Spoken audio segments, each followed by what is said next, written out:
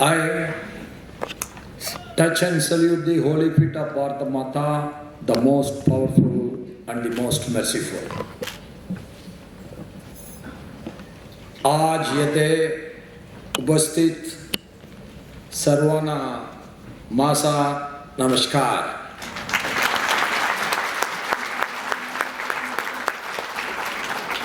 I take this opportunity to thank our Prime Minister and the central government for giving the classical language status for our great Marathi language. Today we all are celebrating the 74th Annual Convocation of SNDT Women's University Mumbai. On this day, my earlier speaker, Srimati Jyoti Kirit, Parikh, Executive Director of the Integrated Research and Action for Developments, Professor Dr. Ujwala Chakradeo, Vice-Chancellor, SNDT Women's University, Pro-Vice-Chancellor, Professor Dr. Ojha, Registrar Dr. Vilas Nandavadekar, and Dr. Sanjay Nirkar, Director, Board of Examinations and Evaluation, Deans of various faculties, members of the Senate, Management Council and Academic Council, heads of deans and directors of various university departments, principals of various colleges, professors, teaching and non-teaching staff of our university, the ex-Vice-Chancellors and the Vice-Chancellors of various universities who gathered here to bless the students. Media, my friends from media, their graduating students and their parents. Namaskar to everyone.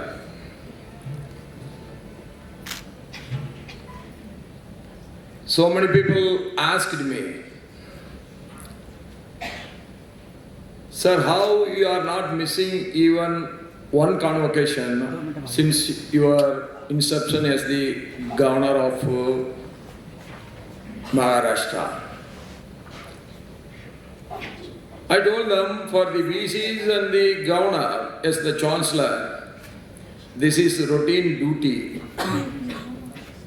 But it is a very important day in the whole life that the students cannot forget in their life. So I want to see and I want to be the participant in the important day of the graduating students of their lifetime.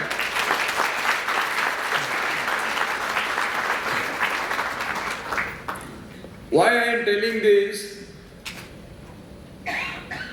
This may be a routine ceremonial duty of the Chancellor and Vice-Chancellor, but it is a great day in your life which will go as the most memorable day in your whole life.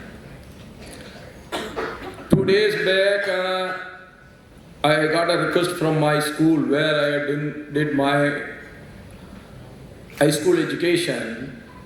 The name is K. Subramania Setiyar High School, situated in Tirupur, a small town in the western side of Tamil Nadu. I completed my school education in the year 1972. That means already 52 years completed and the 53rd year is running.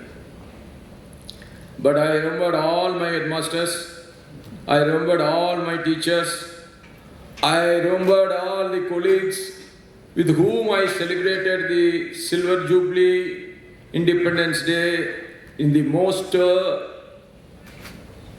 vibrant way we celebrated, and our entire school was decorated. Nowadays, getting a colorful light is so easy. But in those days, it is very, very difficult. So tricolor we were churching and we got it and celebrated. Why I am remembering all these things? Your school days, your college days, you will never get back again. The most happiest in your whole life is the student life. Because you have to study only. That is the only difficult task. Otherwise, there is no difficult task. Money is coming from the parents. Everybody is there to take care of you. And there are professors and teachers who are shaping you.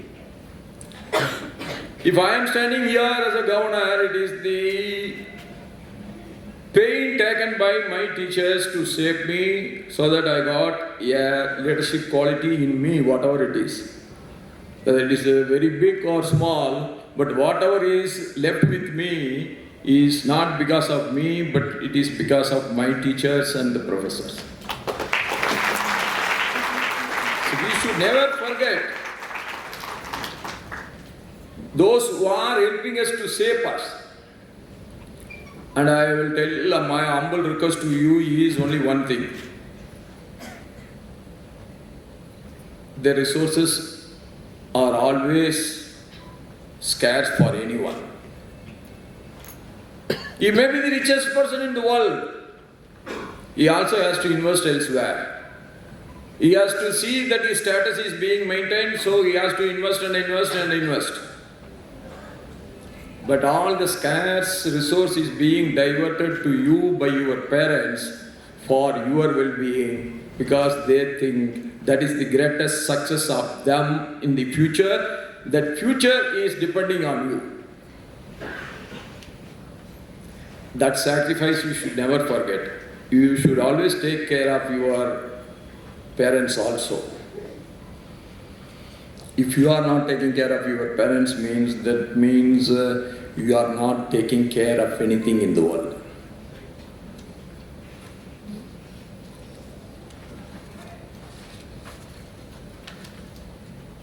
Our university has given the first generation women graduates to thousands of families.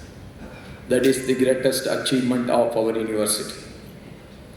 When a woman is educated, she becomes the catalyst for change, empowering not just herself, but also the future generation. That's why Mahatma Gandhi has said, if a man is getting educated, a single personality is getting educated.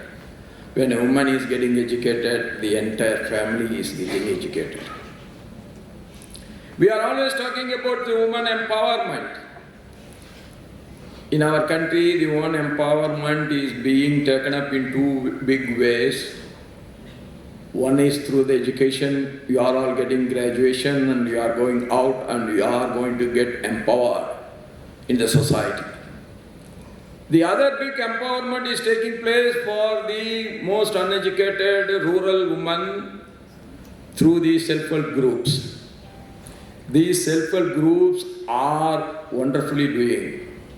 I will explain you one of my experience when I was the governor of Jharkhand. I went to an interior tribal village. I met a woman who was in charge for a self-help group. She told me when she got married and entered into the village and her husband's house, she was having a fear to come out of the doors of her husband's house. That was the status of her mind there, that time. But after these self-help groups, she knows now how to manage a finance, how to open an account with the bank. She knows how to market their product. She knows how to get more loans from a bank manager. So what a big change in your life. So my humble request to you is, some of you become an IPS officer or maybe an IAS officer, you always should take care of the illiterate, poor woman at all cost.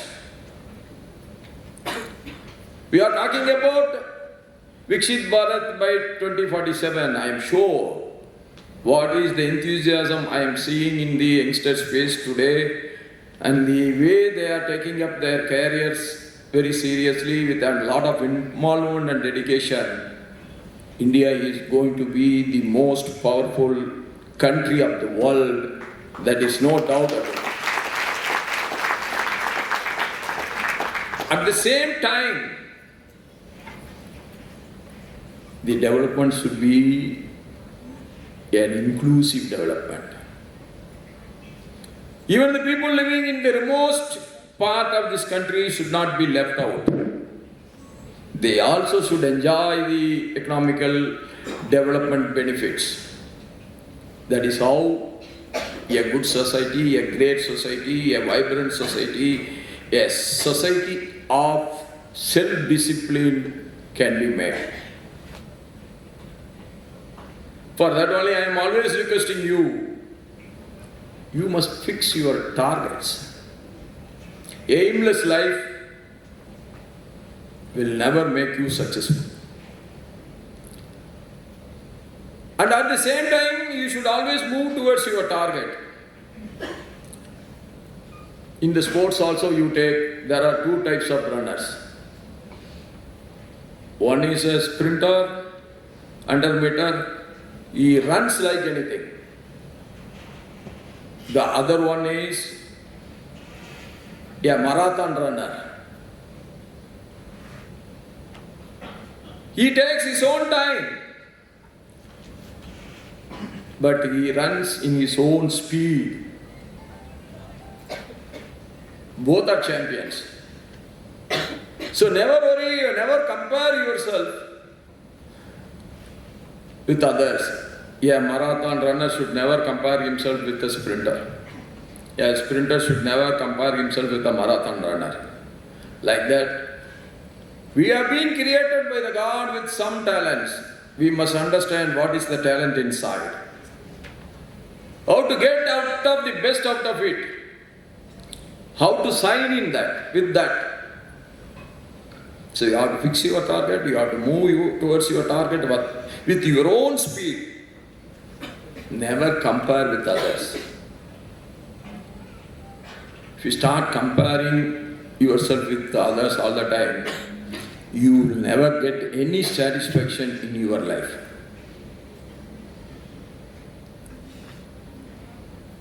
That's why I compared two sportsmen in the same field, track field. Both of them are in the track field, both of them are runner.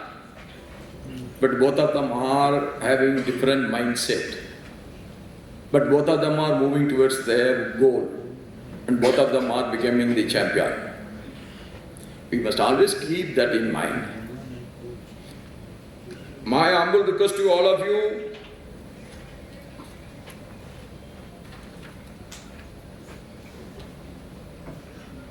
you must live for yourself. That is not a sin. If anybody is telling selfish, it's not correct.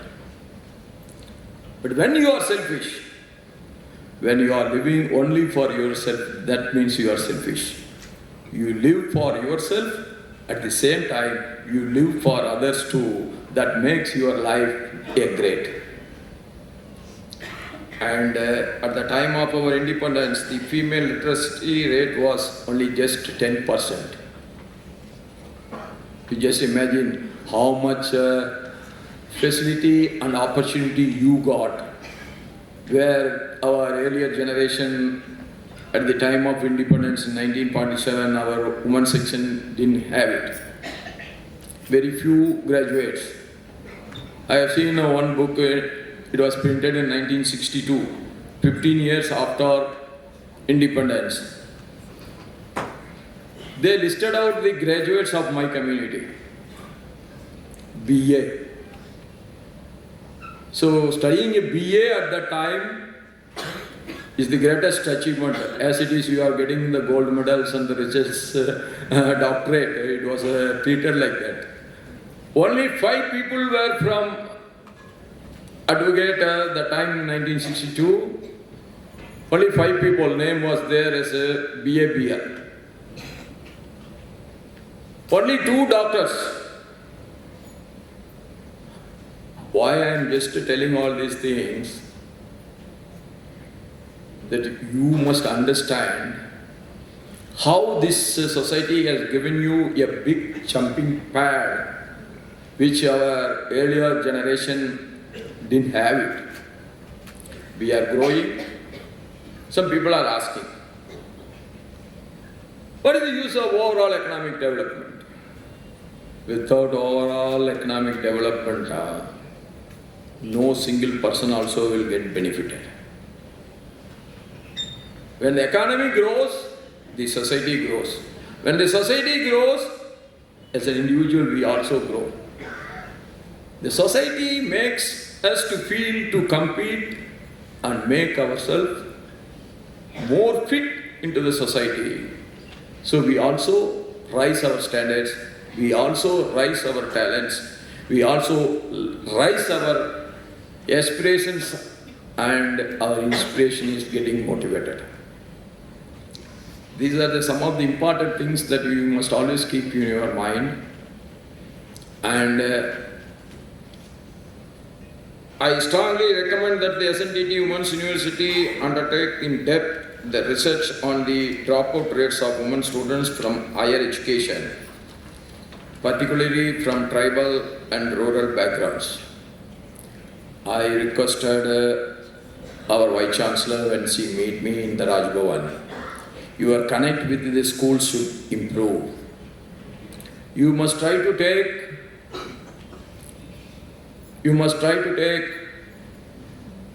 all the data of the girl students of the schools you are having good connection. You should have good connection with the rural, remote schools also. And you see they are getting their higher education also. So the dropout from the schools has to be discouraged like that. Nowadays the dropouts from the graduation is rare.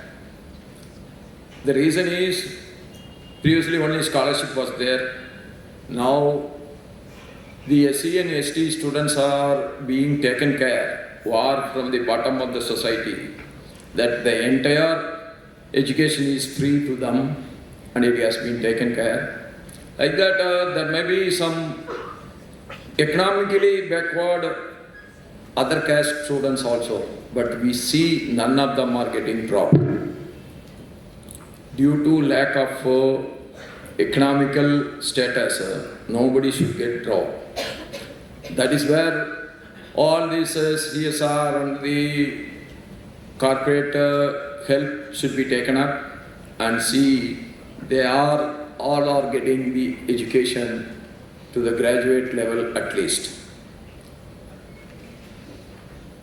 The Dr. Homi Bhabha State University has, for instance, started programs such as BSc Artificial Intelligence, BSc in Cyber Security, BSc Healthcare Management, etc.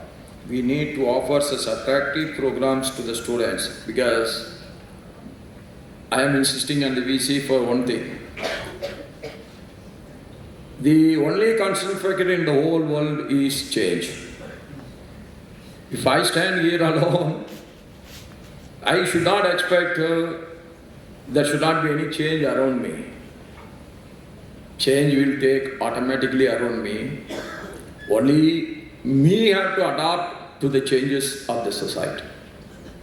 Like that, you also have to adapt the changes of the society, and our university also has to adapt what are the new requirements in the field of science and technology, what is the real requirement in the market, what is the real requirement to upgrade the revenue of the young people.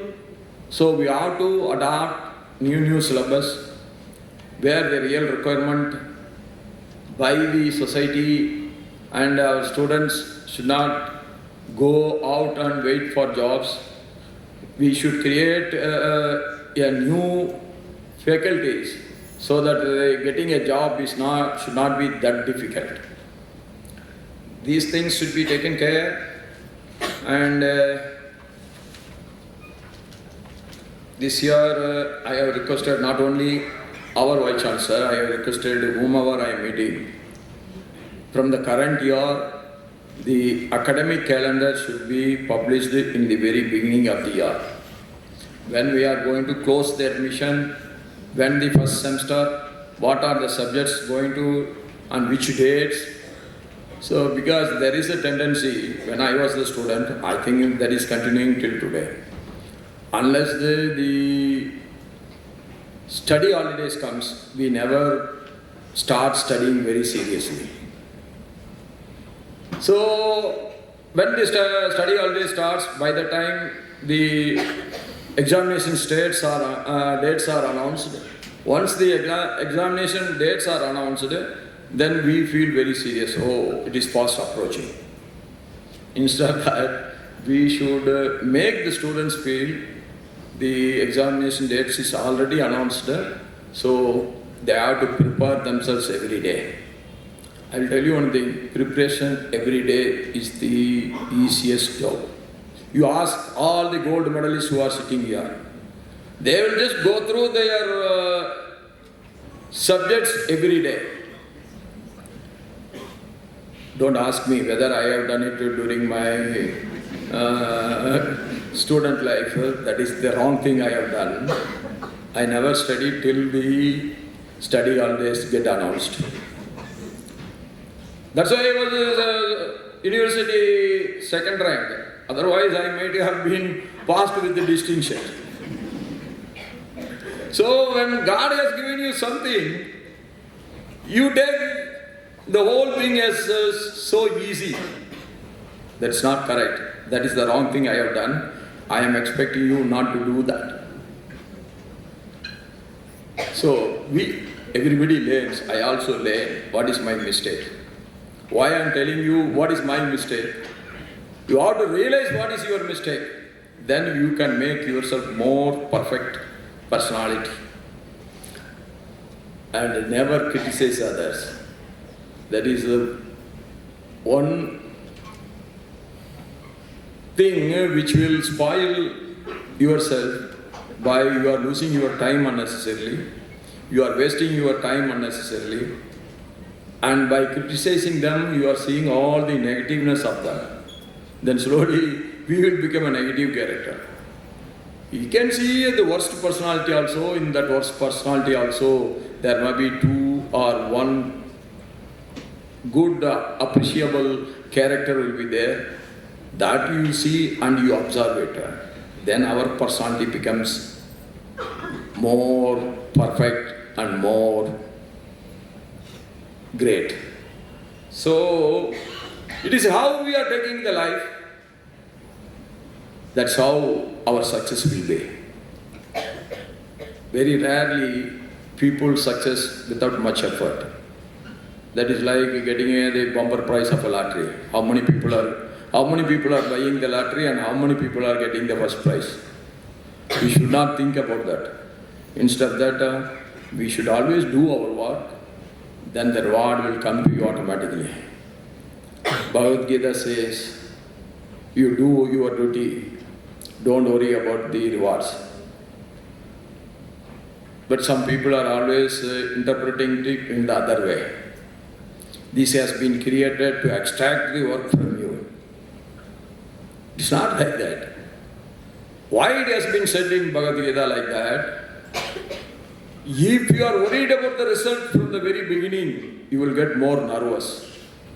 If you worry about the reward, a fear psycho will get, if I fail. Never worried about that. You do your job, then the God will reward you at the right time. If God is not rewarding the right working people, then I will say there is no God, we need not call him as God. The nature has to recognize the good people, hard-working, with a lot of involvement and dedication, and who works for himself and he works for the rest of the society, has to be rewarded, has to be honored, has to be placed in the right place. So this you keep in your mind and do your duty. all the success will come to you, not by choice, but by an automatic route. With these words, I wish you all every success in your new endeavors. I pray to God that every one of us should get all wealth, health and happiness. Thank you, Dhanavad, Jai Maharashtra, Jai Bharat.